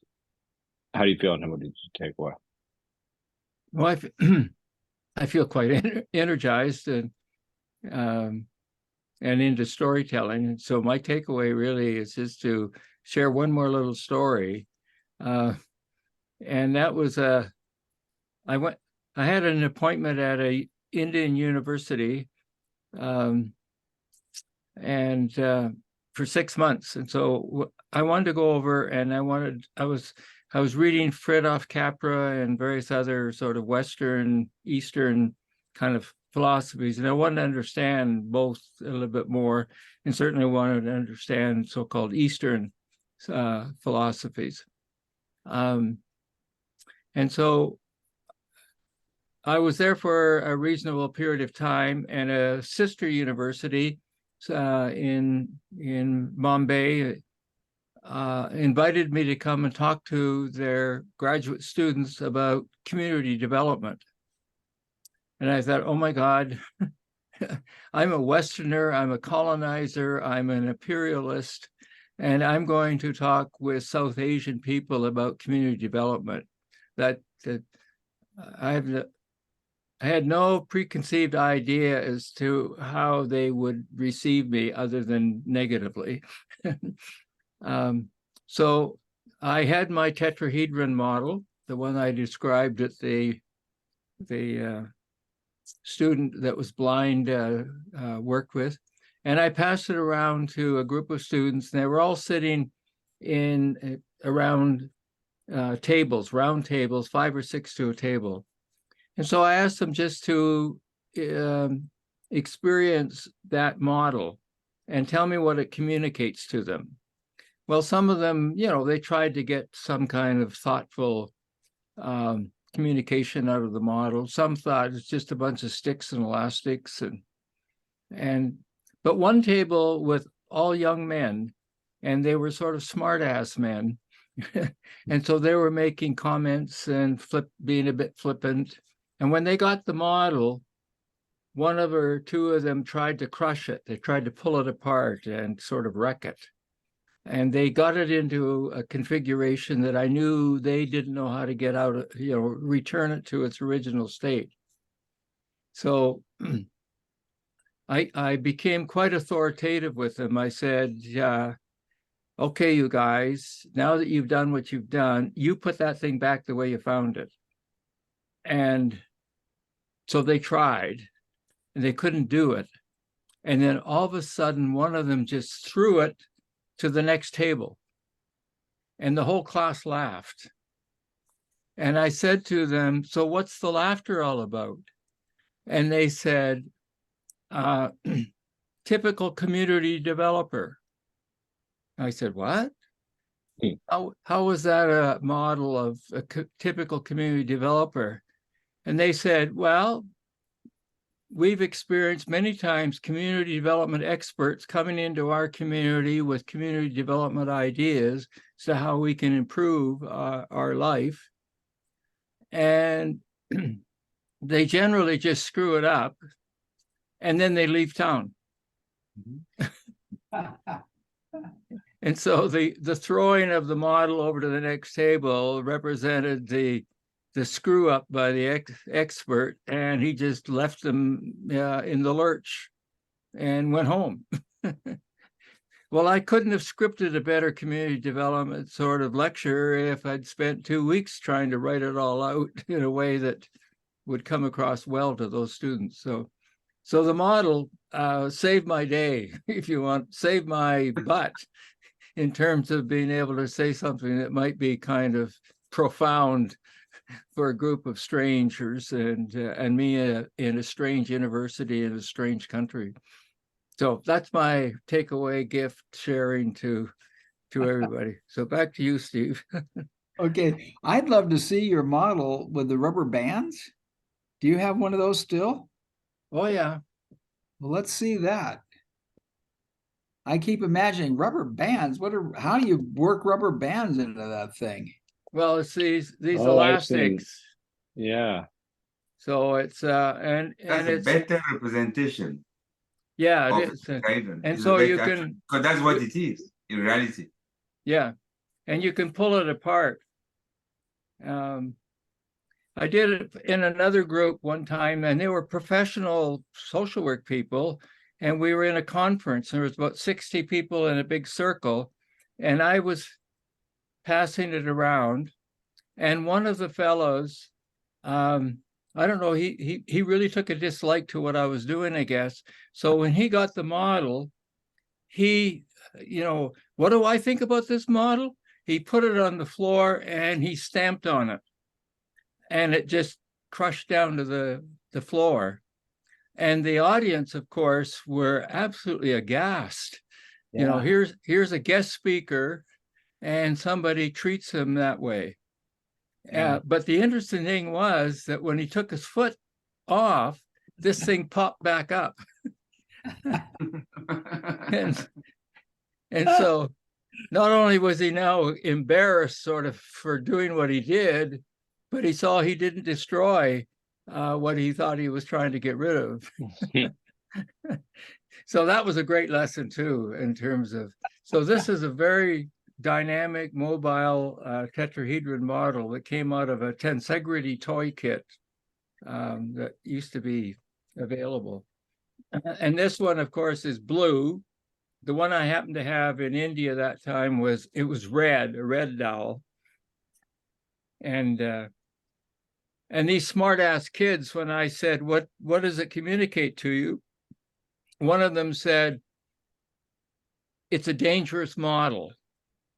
I said, danger? I mean, nobody had ever said that before about it. So I said, what do you mean it's dangerous? Now they're on the spot, they have to answer. Right. And so one of them saw the red dowel and he said, oh, because it's red.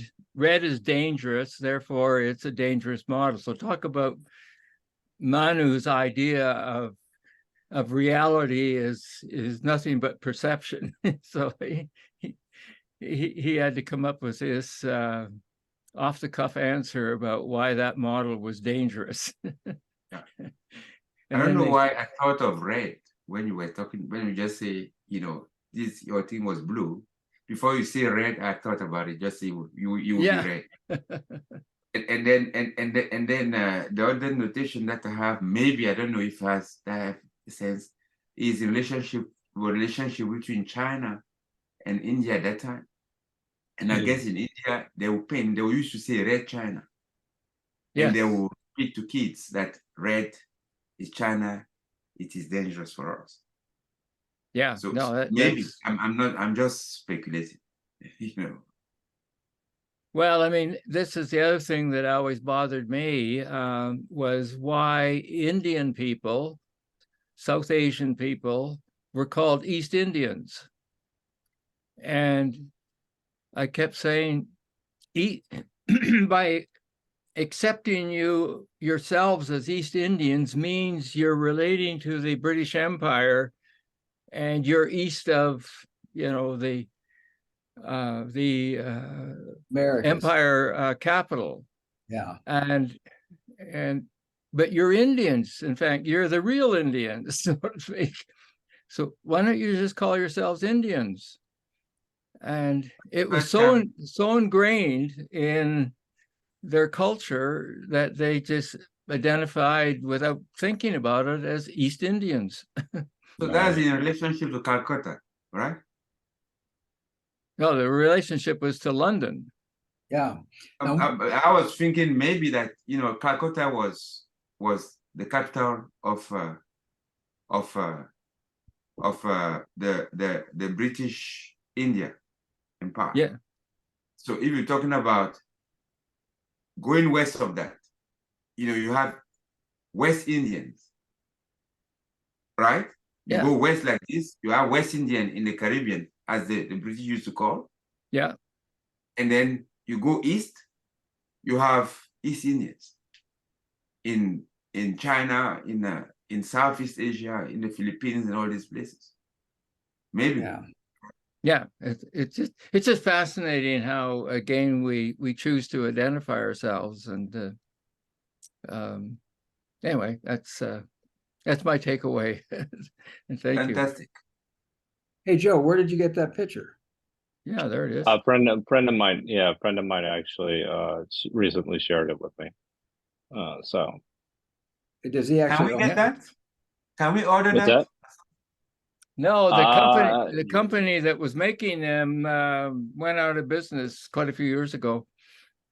So I don't know whether something like that is still available from some other source. She built it from scratch. No, she would have built that picture. She would have built it from some kind of kit. Okay. I'm trying to download, Joe. It's not downloading. I'll send it to you through email. Okay, let me just open the file. Okay, I've opened it. I'll save it. That's fine. I've opened it on the site. On the yes. Yeah. I'll save it. I'm gonna see if I can. I just downloaded it too. This is a Tensegrity. What do you call that thing, Richard? Here's what the kit was. Yeah. Richard, will you send it? You know, just send us on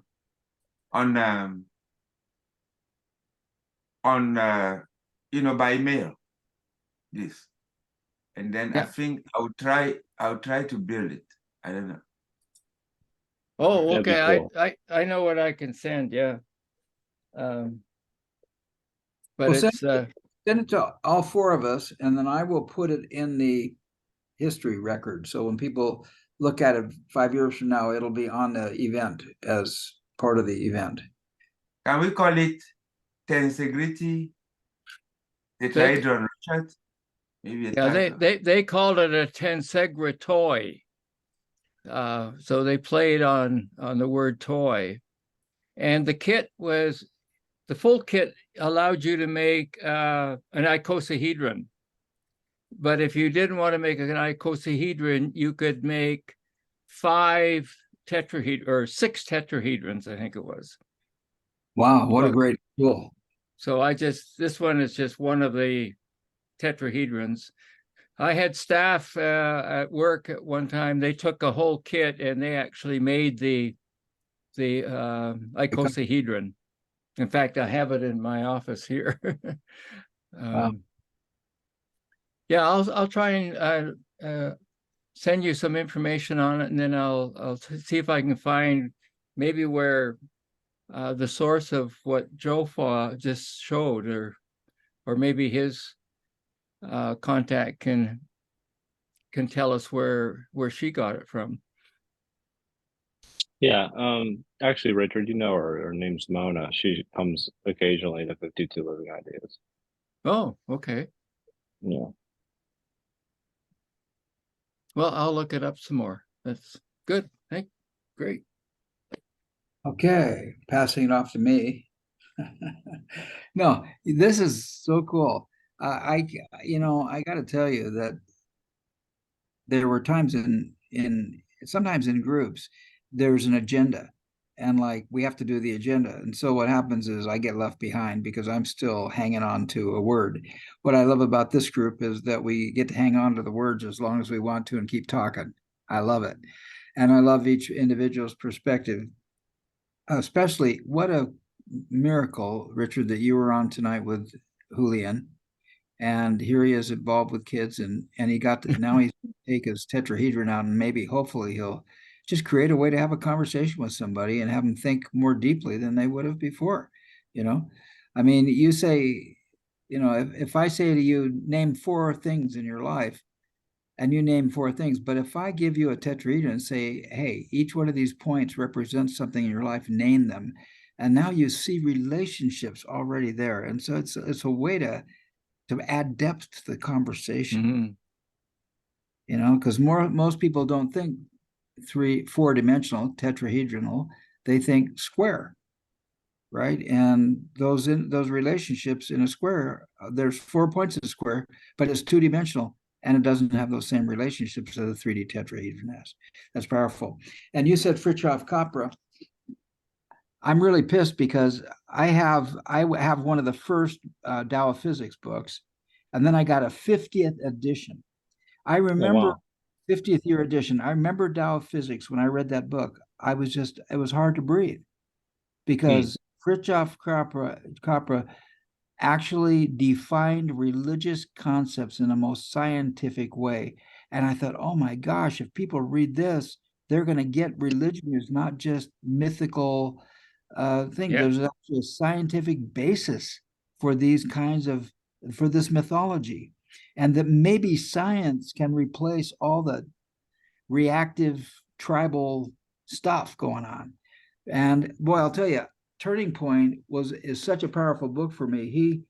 Can you show again, Steve? Is it still in print? Turning Point is, and Tao of Physics is also. Well, and there's also all of his subsequent What is books. Title Science? Show again. I'm copying the thing. Yeah. He's also got a book called Web of Life. Yeah.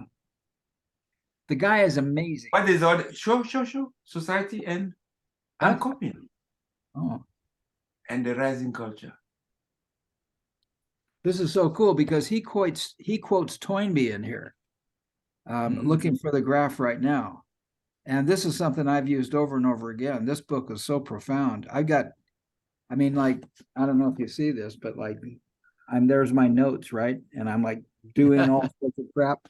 This book is so cool and it's so old, and I'm really frustrated with myself right now And that I'm it's free chef, huh? How do you spell free chef? Fritjof, Fritjof. T. Jof. Yeah. Okay. Fritjof. He's an Austrian physicist. Yeah. Okay. And he quotes Toynbee in here and What talks is the third book of Richard? Richard mentioned it. Called The Web of Life. The Web of Life. Yeah. Okay. here's his he quotes this guy Toynbee and talks about the rise and fall of different cultures, and talks about how in the 2000s that every crisis that occurred in all these cultures over a period of time, like running out of iron and then running out of bronze and then running out of this and running out of that, running out of, there's a new technology. The Stone Age had a crisis when, the Middle Ages began. And then you had the, I don't know, Bronze Age and the Tin Age and all these different ages. And he talks about, there's another graph in here where he points out that in the year 2000, everything's happening at once. And it's just really profound the way he. Did he write those books? When was that? When did he publish it? Look here. I don't know. This is The early ones in the early ones were in the 80s, early 1980s, and then he published into the 90s and more recently in the 2000s. Sixth printing was in 1988. First printing was in 1983. 83, yeah. So I must have. He quotes the I Ching. He just, the dude is just. Okay. Those are 3 books. I'll Huh? order them. I said those 3 books I'm going to order. They're just this Fritjof Capra. When I read Tao of Physics, I honestly I was almost in tears. It was like when I saw the Mahatma Gandhi movie. I thought the whole world was going to be separated into, there was going to be a war and the world would be separated in 2 camps. Those who saw the Mahatma Gandhi movie and those who didn't. And when I read the Tao of Physics, it was the same way. I'm going, oh my gosh, we're going to have a war of religions, and the people who've read the Tao of Physics are going to be so enlightened. And of course, this is turning point. What you got there? Well, Yeah, that's good. I'll drop it down a little bit. Okay, cool. What's that? Well, that's on Google that you can order it. It's and they call it the Tensegrity-teach 6 dowel. Can you write it in a? Yeah, I'll write. Just write. I can't see properly. Just write the title. Yeah. I'll put it in right now. I got it. Yeah, you go ahead and put it in the chat, and then here it is. I'll share it. And then look in the chat, everybody, and there it is. It's $35. I'll order one. How cool is it? Yeah, and read the little information below. Tensegrity, a combination of the words tension and integrity, is a structural principle in architecture that offers the most elegant model for illustrating how your fascia and internal structures work together. Mm-hmm. A weakness or injury in one part of the body causes the entire structure to shift in an effort to restore tensegral balance. With this model, you'll be able to see how slight shifts in balance can affect the overall structure of the model. Excellent teaching tool, lightweight. Wow, that's a 6 dowel. That is on what? Where do you order it on? I'm going to put the link in the thing right now. Is it Amazon, something like that, or what? No, it's with this Merrithew company. And then you have to order that for me, Steve. I don't know. Then you send it to me. Because why? No, because I wouldn't have access to it yet. You wouldn't have access to what? I don't think so that Merit company I will have access to it from South Africa.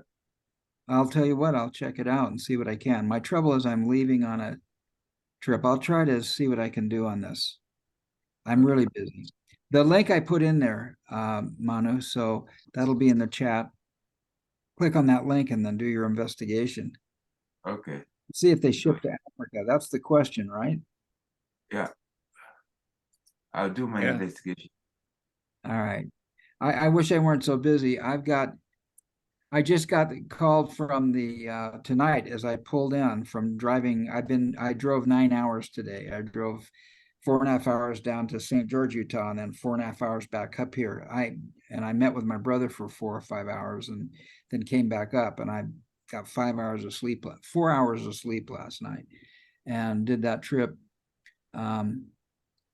And then I got a call as I was pulling in, and I'm going to this Vipassana training, and the assistant teacher, the guy who's teaching the course, needs a ride to the course on Tuesday. So I'm going to pick him up here at the airport on Tuesday, drive him up, then I'm going to drive back, then I'm going to pick up some more people and drive them up. It's a 2.5 hour drive to the training center, so I'm very excited.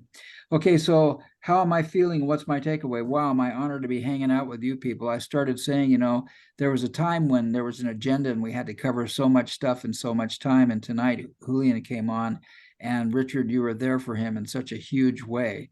And here he is involved in community service, to have your experience kind of teach him, because Julián loves Bucky stuff because he comes on the calls, but here's a way he can actually use the Bucky thing in a practical way to relate to kids. Wow, how cool is that?